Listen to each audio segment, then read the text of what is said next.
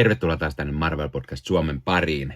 Ja tällä kertaa jatketaan taas tätä Omnibuksien käsittelyä, kun vuorossa on The Superior Spider-Man Omnibus Volume 1. Eli tässä on se alkuperäinen Superior Spider-Man tarinakokonaisuus, eli tämä Dan Slottin tarinakokonaisuus. Tässä on yhteensä siis 36 numeroa, eli tässä on ensin Amazing Spider-Man numerot 698-700, sitten alkoi Superior Spider-Man ja se kesti numerosta 1-31 asti. Sen jälkeen tässä on Superior Spider-Man annuaalit 1 ja 2. Eli kaikki tämä alkuperäinen Superior Spider-Man tarinaan liittyvät. Ja kirjoittajana siis tosiaan Dan Slott tässä päätarinassa siis. Dan Slott, joka kirjoitti Hämähäkkimiestä yli 10 vuotta, The Amazing Spider-Man-lehteä siis, joka jossain vaiheessa vaihtoi myös nimekseen The Superior Spider-Man. Niin tosiaan Dan Slott kirjoitti sitten suurimmaksi osaksi.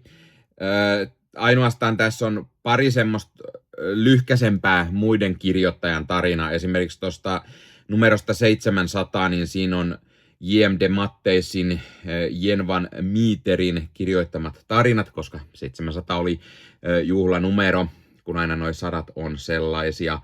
Ja sitten noi 2 annuaalia on Christos Gatesin kirjoittamia. Pääkuvittajana tässä juoksussa oli Ryan Stegman ja sitten Humberto Ramos on myös ollut kuvittamassa tässä toisena kuvittajana. Ja sanotaan, että Ramos yksi meikäläisen lemppareita 2000-luvulta, niin Spider-Manin kirjoittajia on mukana, mutta Stegman tekee myös tosi hyvää jälkeä. Puhutaan hetken päästä lisää, käydä vähän läpi tätä enemmänkin. Mutta tosiaan 36 numeroa tässä Omnibuksessa, sivuja on yhteensä 960, eli tämä jää niin sanotusti vajaa 1000, eli niissä, missä meikäläisellä on siellä lähemmäs 1400, niissä isoimmissa, niin tämä on pikkusen pienempi siinä määrin. Ja Tämä on yksi meikäläisen ihan kaikkien aikojen lemppari Spider-Man-tarinoita, eli nyt spoilereita, jos joku ei tiedä. Eli tuossa Amazing Spider-Man-lehdissä 698-700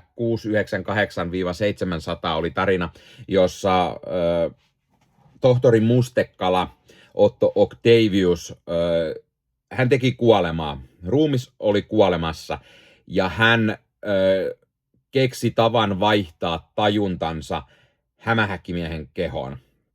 Ja hän siis siirtää koko tajuntansa Peter Parkerin kehoon, ja Peter Parkerin tajunta taas siirretään Oton kehoon. Tämä Oton keho kuolee, Peter sen mukana, mutta juuri ennen hän niin kuin saa Oton tajuamaan, että suuri voima tuo mukanaan suuren vastuun, koska Otolla on kaikki Peterin muistot, ja siinä vaiheessa Otto tajuaa, että okei, hän on hämähäkkimies. Hän on se hämähäkkimies, hänen täytyy toimia, suojella kaupunkia, ja hänestä tulee ylivertainen hämähäkkimies, koska hän nyt on kaikin tavoin parempi kuin Peter. Joten siitä lähtee tarina The Superior Spider-Man. Ja sitten Otto päättää työskennellä tosiaan hämähäkkimiehenä, ja vaikka hän nyt on löytänyt sen suuri voima tuo suuren vastuun, hän tajuaa sen, mutta kun Otto nyt on ollut pahis aina vuosikausia, niin hänellä sitten on hieman erilaiset tavat toimia, joten hän on hieman myös väkivaltaisempi hämähäkkimies. Hän pieksee esimerkiksi pahiksia vähän henkihieverin tai saattaa jopa tappaa niitä, koska ei häntä niin paljon se kiinnosta. Käsitellään ihan hetken päästä sitä lisää ja näytetään näitä tarinoita. Mutta siis tämä on oikeasti yksi meikäläisen ihan suosikki tarinakokonaisuuksia. Eli käydään vähän läpi ja tosiaan kun moni varmaan kannaa seuraa tietää, meikäläinen vähän hurahti Omnibuksiin, niin meikäläisellä on niitä aika hyvin, ja tosiaan hyllystä löytyy sitten, olisiko 16 tällä hetkellä jo, ja hulluna haluaa kerätä myös paljon hämähäkkimies Omnibuksia, koska hän on yksi lempihahmoistani. Mutta käydään nyt vähän läpi, millainen tämä tarina niin oli pääpiirteitä ja asioita. Mä vähän näytän täältä tiettyjä asioita, että pikkusen tulee spoilereita, mutta näytetään nyt niitä. Tuossa on myös yksi tosi tyylikäs kuva. Superior Spider-Man vastaan Hobgoblin, joka tässä vaiheessa siis oli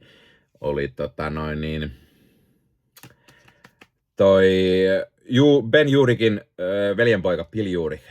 Spoileri. Ja mä tykkään tosta, että Otolla oli noi tommoset hämähäkkiraajat. Ihan niinku mustekalalonkerot. Joo, käydään tätä pikkusen nyt enemmän läpi. No niin, eli tosiaan tästä lähtee, ja aina täällä on tämmönen pikkunen tarinapätkä näissä kansissa. Ja sitten tää alkaa Omnibus, siellä on luonnollisesti kaikki tekijät, kuka on kirjoittanut ja kuvittanut aina minkäkin tarinan. Tästä lähtee tää Dying Wish, eli kun Otto sitten siirtää tajuntansa Spider-Manin. Tässä on kuoleva Otto, on aikamoinen rappeuma. Eli Oton keho oli rappeutunut siitä, että hän on siis tavallinen mies. Ja hän oli sitten saanut turpaa hämähäkkimieheltä, eli Peterille, jolla oli kovia voiminaan, niin oli sitten vähän pahoinpidellyt Ottoa, ja Otto oli saanut aivokasvanta ja keho oli alkanut sitten rappeutumaan. Mutta tosiaan Otto tiesi, että Peter Parker on hämähäkkimies, ja hän sitten onnistuu vaihtamaan oman kehonsa tuohon Peterin kehoon, ja sitten tosiaan hänestä tulee The Superior Spider-Man. Täällä on myös tietty liskua mukana tarinassa, ja näin mä tykkään näistä tosi paljon. Nämä on tosi hienoa taidetta, ja aina hauskaa.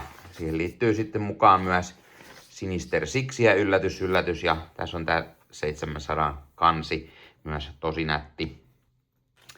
Ja sit tosiaan Peter siirtää tajuntansa sitten, Otto siirtää tajuntansa Peterin kehoon, mutta ennen kuin Otton keho kuolee, Peter yrittää sitten lyödä käyttää siihen muita pahiksia, jotta he lyövät Spider-Manin. Täällä on myös paljon tarinoita tällatti niin kuin Peterin mielessä. Siellä on tuttuja, on Pensetää ja Gwen Stacyä ja muita tällaisia kuolleita hahmoja. Täällä tosiaan paljon seikkailtiin siellä mielessä. Ja täällä on tosi paljon näitä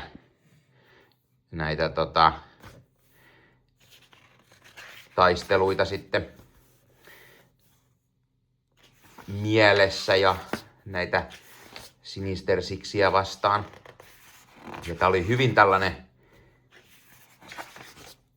hyvin käänteen tekevä tarina. Tää oli myös tarina, mitä siis tää aiheutti todella paljon vihaa aikanaan, ja Dan Slott sai ihan tappouhkauksia siitä, että hän meni tappamaan Peter Parkerin, ja tohtori Mustekalasta tuli hämähäkkimies.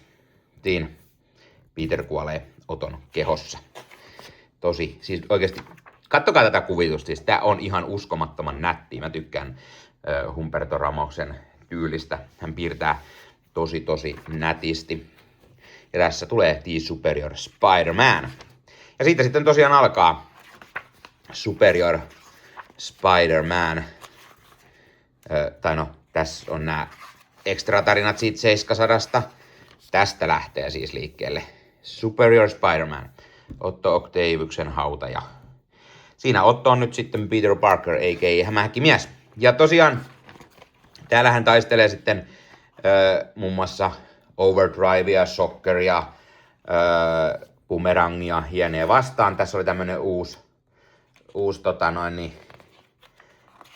eräänlainen uusi Sinister Six Poppo, joka tuli tässä mukaan, eli Overdrive, Speed Demon, tää uusi Beetle, Living Brain, Boomerang ja sitten Shocker, tärisyttäjä.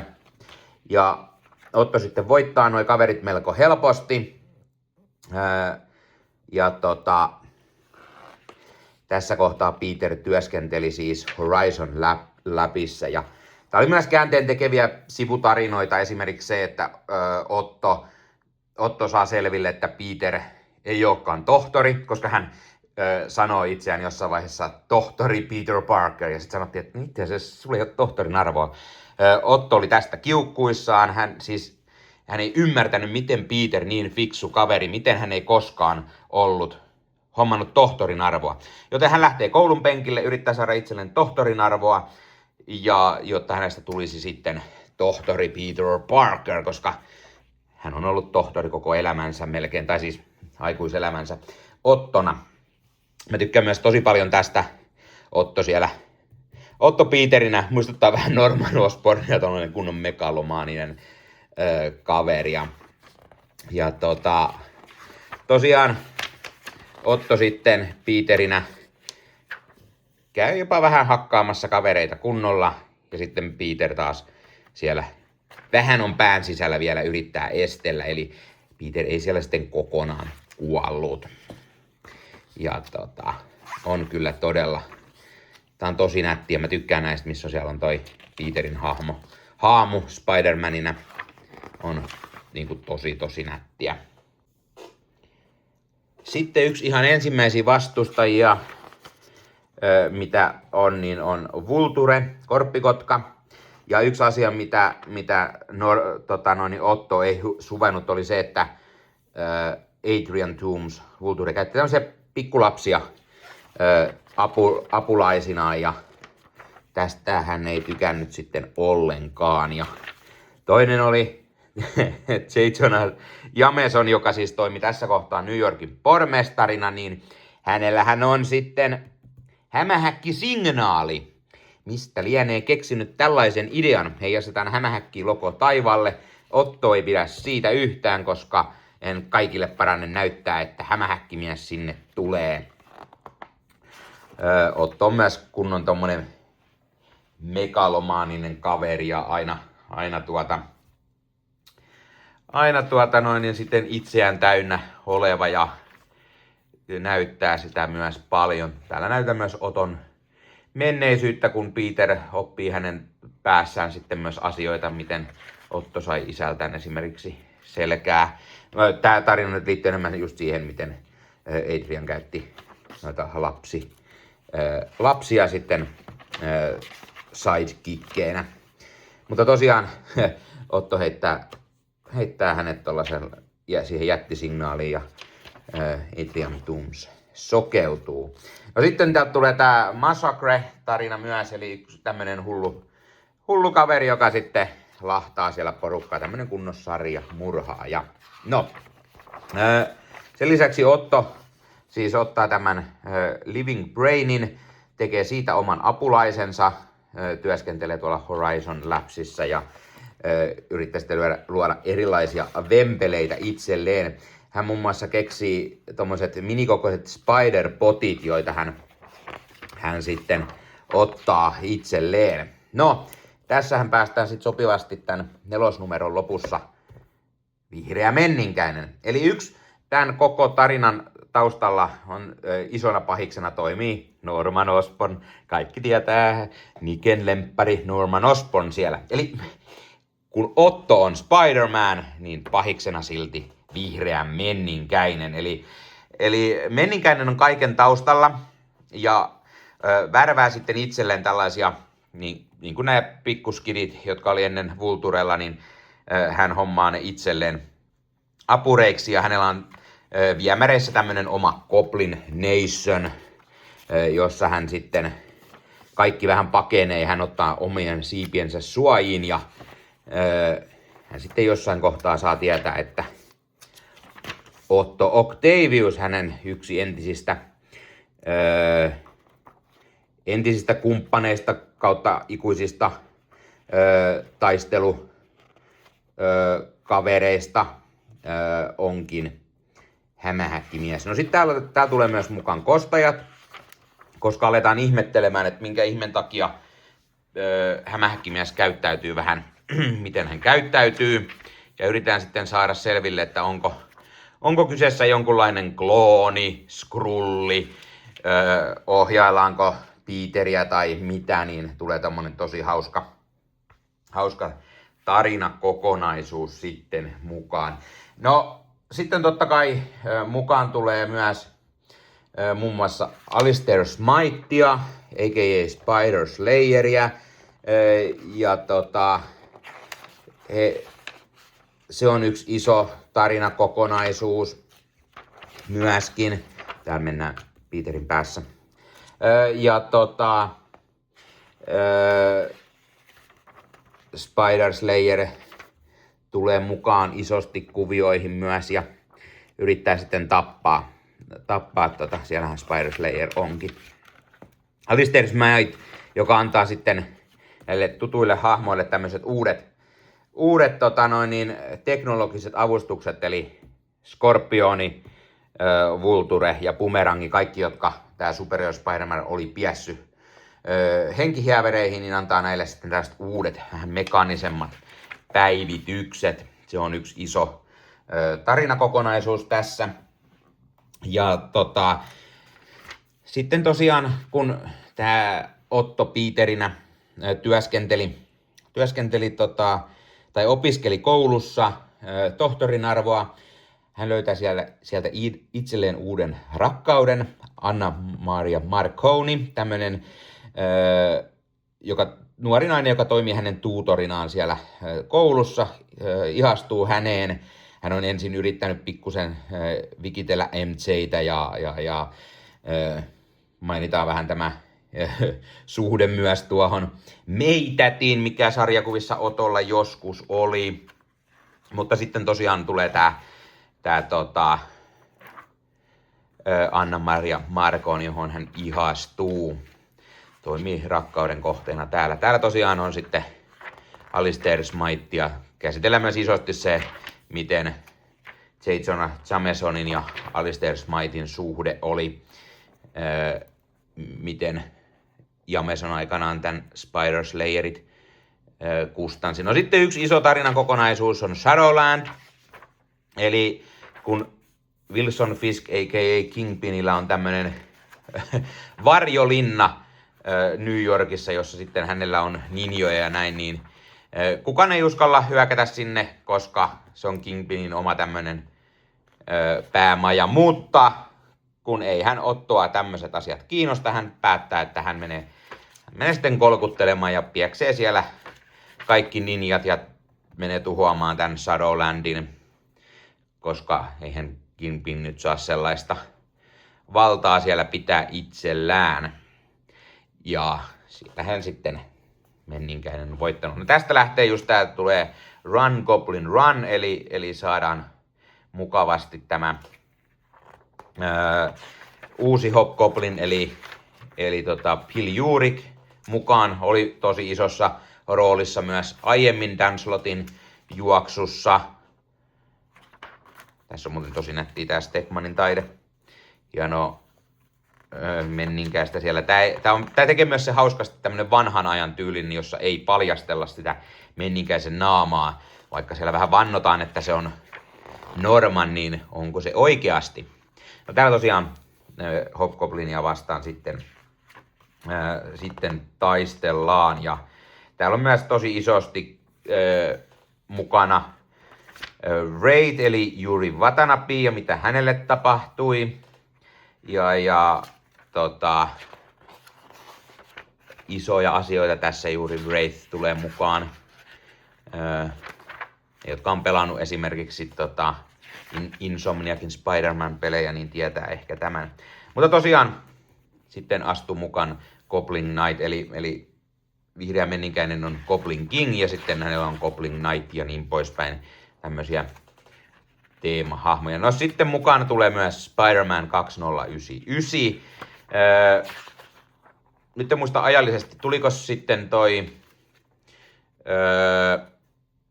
tämän jälkeen taisi tulla vasta nämä Spider-Verse-tarinat ekan kerran, mutta täällä oli tosiaan isossa osassa jo hämis 2099. Tuli tässä mukaan kuvioihin. En mä halua ihan kaikkea spoilata teille, mitä tapahtuu. Siellä on myös Venom. Tähän aikaan oli Agent Venom, eli Flash Thompson oli Venomina. Ja tää ei sitten kauhean tyytyväinen myöskään tää Otto ollut aina sitten tuhoamassa. Tässä on myös yksi, mihin tarina huipentuu Peterin elämältä, eli Parker Industries. Otto perustaa sitten oman firman, eli Peter Parkerille, koska hän on siis Peter Parker, niin Parker Industries firman. Täällä hän on sitten pieksemässä Venomia. En nyt ihan kaikkea spoilata, mitä täällä tapahtuu. Pitää vähän eteenpäin. Mutta mä tykkään, tässä oli tosi iso Agent Venom tarinakokonaisuus ja mä tykkäsin tosi paljon. Mä ostin myös Agent Venom Omnibuksen itselleni. Se on vähän kesken, koska mä luen niin monia eri Omnibuksia ja niin monia muita lehtiä, että se Agent Venom on vähän kesken, mutta mä tykkään tosi paljon. Eli kun Flash näyttää sitä vähän erilaiselta, kun hän oli Venomina, hän työskenteli valtiolle, oli agentti Venom, hän työskenteli jossain vaiheessa kostajissa ja niin poispäin. Mutta sitten totta kai, koska Venom-symbiootti on hieman ikävä kaveri, niin aina välillä hän saattaa suuttua ja päästä kunnolla sitten valloilleen. Tosi mahtavia tarinoita. Ja sitten tosiaan yksi, mikä mä tykkään tosi paljon, oli siitä, että tässä myös on taustalla pikkuisen Norman Osbornin, eli vihreän menninkäisen, sekä sitten alkuperäisen Hobgoblinin, eli Roderick Kingsleyn taisteluja, koska totta kai Norman oli se alkuperäinen ja Kingsley sitten varasti hänen laitteitaan ja hänestä tuli Hobgoblin, eli mörkö, ja sitten nämä kaksi ottaa mittaa toisistaan. Ja sitten tosiaan sen jälkeen, kun Norman saa tietää, että Otto Octavius onkin Spider-Man, niin hän päättää sitten taistella vastaan. Ja tosiaan kun Otto käytti tällaisia Spider-Potteja, piti sillä silmällä koko maata, tai siis New Yorkia, niin näki kaikki, eli pikkurikolliset, pikkuryöstelyt ja muut ilmoitettiin poliiseille, ja sitten milloin tarvittiin sitten hämähäkkimiestä, niin hän astui mukaan, mutta Norman keksi tavan hakkeroida nämä Spider-Botit, että aina kun jollain on semmoinen menninkäin statuointi, niin nämä Spider-Botit ei näe, vaan ne pysyy niin kuin näkymättöminä. Tässä on myös yksi hauska kohta, jossa näytetään, että kyllä tämä on Norman. Hänellä on rinnassa tuo kiiturin jälki. Mutta mä tykkään siitä, että Norman pysyy tosiaan koko ajan. Hänellä on tää menninkäismaski naamalla. Hän ei Norman Osbornina tässä kohtaa halua olla, vaan hän haluaa olla kuninkaana, eli Goblin Kinginä. Ja sitten alkaa tää lopputarina Goblin Nation, jossa siis Green Goblin on ottanut New Yorkin haltuunsa, uhkailee myös Spider-Manin rakasta Anna-Maria Marconia. Täällä on myös uusia menninkäishahmoja. Niin sitten lopulta Otto tajuaa, että ainoa tapa voittaa Norman on päästää Peter takaisin kehonsa hallintaan, koska Peterin haamu sieltä oli tulossa sitten takaisin ja Otto lähtee sitten, haihtuu olemattomiin, kuolee. Peteristä tulee taas Peter Parker, eli Amazing Spider-Man, joka sitten lähtee Normanin perään. Tässä nyt hyvin lyhyesti käytynä tämä läpi. Ja sitten mä tykkään, täällä on tosi paljon näitä tällaisia vaihtoehtoisia kansia, tällaisia, että mitä jos näissä legendaarisissa kansissa olisi ollut mustekala eikä hämähäkkimies, niin tehty hauskasti. Ja sitten on muita tämmöisiä variant covereita myös mukana. Niitä on oikein iso nivaska sitten täällä eri tekijöiltä. Ja tosiaan ne annualit oli tuolla väleissä. Sitten on tämmöisiä sketch-covereita tai sketsejä muuten vaan. Pikkusen Spider-Mailia tuolla saatte lueskella näitä. Ja sitten on kaikki hämähäkkimies kannet tällaisena pikkusina. Eli 1 aina tuonne 700 asti. Tämmönen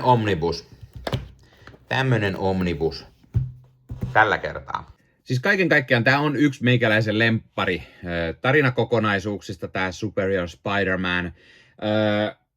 Tämä oli tosi hyvä, mutta tässä oli enemmän myös sellaisia vaisuja jaksoja, tarinoita, mitä mä en muistanut, että tässä oli. Tämä on oikeasti yksi parhaimpia Hämiksen ajanjaksoista, joka leikittelee hienosti tutuilla hahmoilla, varsinkin just Otto Octaviuksella, tehden tästä hämähäkkimiehen, antaen hänelle omanlaisen tämmöisen suurivoima tuon mukanaan suuren vastuun, miten hän vääristelee sen omanlaisekseen, miten hän kohtaa sitten Hämiksen tuttuja rikollisia, hoitelee ne pahan jamaan, hän on Superior Spider-Man, ja miten mahtavasti sitten Norman Osborn eli Green Goblin, koko se Goblin Nation liittyy tähän kaikkeen.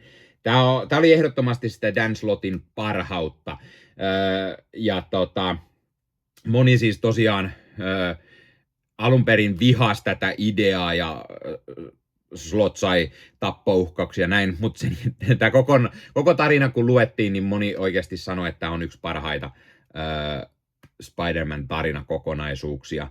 Ja vaikka tosiaan tämä Superior Spider-Man juoksu, niin se kuuluu myös tuohon Dan Slottin juoksuun, se on yksi osa sitä, koska Slott teki yli 10 vuotta Spider-Mania, että tämän jälkeen vielä jatkui aika hyvinkin tarinat, mutta tämä oli yksi tällainen ajankohta tästä, ja mun mielestä on yksi parhaimmista tarinoista. Kuvituspuolella, niin kuin mä sanoin, Humberto Ramos loisti kirkkaimpana. Hän on tosi mahtava, yksi mun lemppareista.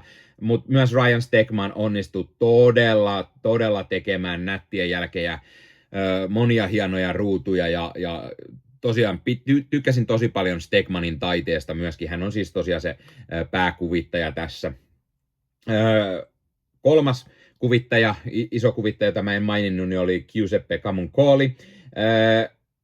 Camuncolin taide ei itselle taas ole ihan se semmoinen, se ei oikein niin kuin uppoa kunnolla. Ja eniten ehkä niin kuin jää harmittaa se, että hän pääsi tekemään just ne viimeiset numerot ja saattamaan tämän koko tarinan päätökseen. Mä olisin niin halunnut, että Stegman, joka aloitti koko tämän Superior Spider-Man ajan, niin olisi ollut kuvittajana, tai ees Humberto Ramos, oltaisiin saatu tähän loppuun niin kuin vielä parempaa taidetta. Mua vähän harmittaa se, että Camuncoli oli se, jolta tuli ne viimeiset numerot, koska hänen taide ei ihan niin nättiä mun mielestä ole.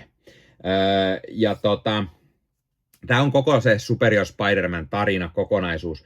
Mutta Superior Spider-Man Omnibus Volume 2 tuli just, eli se sisältää ne parit jatkotarinat ja muut hämislehdet, jossa Superior Spider-Man seikkaili näihin aikoihin. Eli kun tämä on pelkkä se päätarina, mutta Superior Hämistä nähtiin näihin aikoihin myös pikkusen muissakin lehdissä kuin Amazing Spider-Manin lehdissä, niin siinä kakkosomnibuksessa on ne, sekä sitten, koska Superior Spider-Man juoksusta tuli niin suosittu, niin sitten piti tehdä jatkoa 2, ja siinä kakkosomnibuksessa on ne. Mä en nyt todellakaan muista, ketä sen ensimmäisen kirjoitti.